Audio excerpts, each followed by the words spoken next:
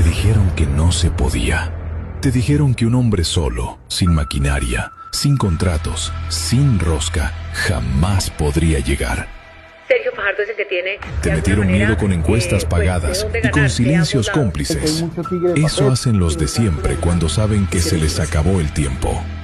Pero ellos no contaban con nosotros, con los que nunca nos robamos un peso, con los que nunca hemos vivido del Estado, con los que nunca negociamos con los bandidos, con los que nunca bajamos la cabeza. Somos los nunca, somos millones, somos la patria que despertó.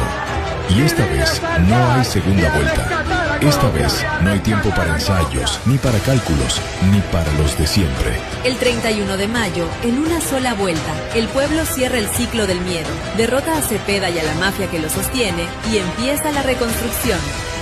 Llegó la hora de la patria milagro.